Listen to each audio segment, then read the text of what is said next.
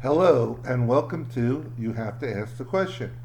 In this week's Parshas Tazria and Metzora, it's a double Parsha, focuses primarily on the punishment of saras and how a person gets afflicted by it, either through physical, his clothes, or his home, and how you can get healed from it and the process of becoming Torah from it.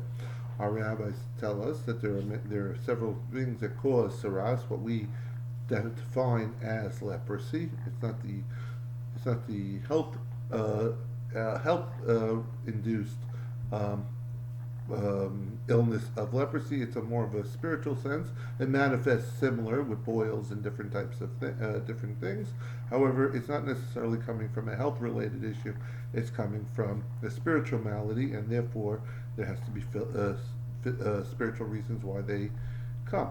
And the most well known of all these reasons that come is the idea of lashon hara, is the idea that people speaking malice against one another, people speaking against one another, even if it's true, and therefore the separation. And one of the acts of a Metzora is to go outside of the camp and get into a period of isolation, since what they did cause isolation between people. They need to be isolated, and that's part of their recovery, in the idea of recovering and understanding how to fix themselves.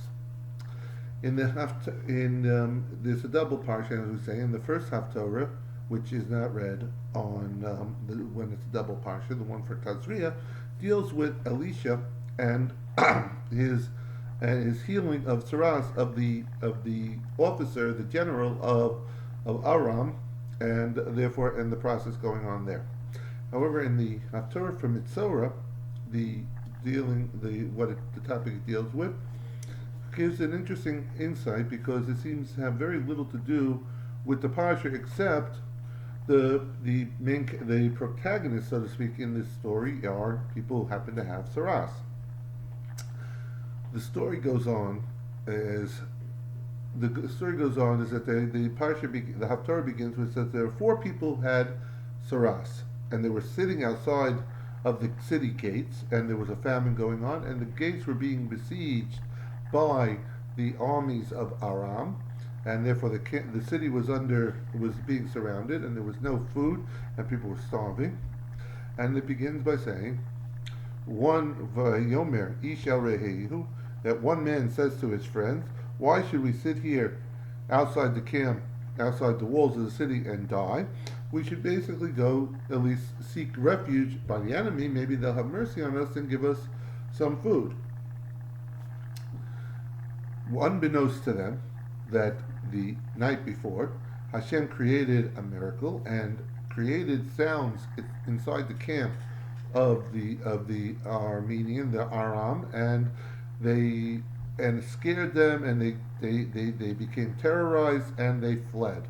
These noises and sounds of hoof beats and other things that went on, and the verse narrates the story and says in Pasuk Vav, it says, "V'Adonai hishmiya el machanehu," and Hashem caused the sounds to be in the Machane Aram, in the camp of Aram. Kol rechev, the sounds of chariots. Kol sus, the sounds of horses beating. Kol chayel gada, sounds of great men and valor. When people go to war, they shout, they make a loud noise. And then it says a very interesting verse, "Vayomru ish al re'ehu," and this is referring to the soldiers of the Machane Aram. And it says, and a man said to his brother, "Behold, it must be that the Jewish king," I'm paraphrasing the verse, "must be the Jewish king brought in reinforcement from Egypt. The king of Egypt joined up with him, and other nations joined. The king of the Chitim joined up with them. So now we're going to be overpowered." And they basically, in terror, ran and fled. So when these four Mesorim showed up in the camp the next day, they found it empty. They found no man there. The armies had fled, and they first partook from the supplies, and then they went back and told the city that they're gone, and you can and help the city get back on its feet. That's basically the Haftarah. So what I thought was an interesting question, where you have to ask, is that the rabbis tell us who were these four men who had saras, had leprosy. So they tell us it was this man named Gehazi and his three sons.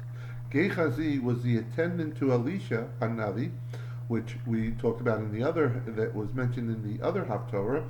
And however, he was dismissed. He was let go. He was Elisha threw him out because of some of the averas that he did. Some of the things that he did was wrong, and basically they attribute most of it to his miserliness. He was a greedy person. He had a very tight focus, and therefore not only got left from Elisha, that Hashem punished him with saras in order to make him, and that's another reason, a part of the same reason that people can get saras is that if they're too stingy, so to speak. So the question one asks is that here these four people were actually related to each other, and when the Navi refers to them, how they speak to one another, it says Vayomer ish el re'ehu, a man says to his friend. However, when it refers to these soldiers that were in the Armenian camp, the camp of Aram, it says Vayomru ish el achiv, that a man said to his brothers. So here you see people who are biologically related to one another refer to each other as a man to his friend, and by soldiers who aren't necessarily related to each other refer to each other as a man to his brother. So why do we see it? So the question, I think, becomes fairly obvious, is what's the difference? Why are these people who are referring to each other as friends, one man to his friend or companion, and by soldiers they refer to brothers? And historically, you see this by soldiers, that they refer to each other as brothers. There's a brotherhood there.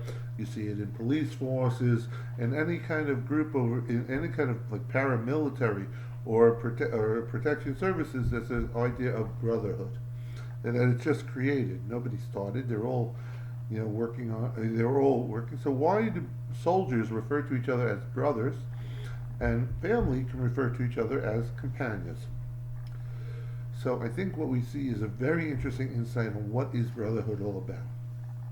You see, by soldiers, they understand one thing very clearly. It's not enough that I do my job and you do your job. I have to make sure that you do your job as well.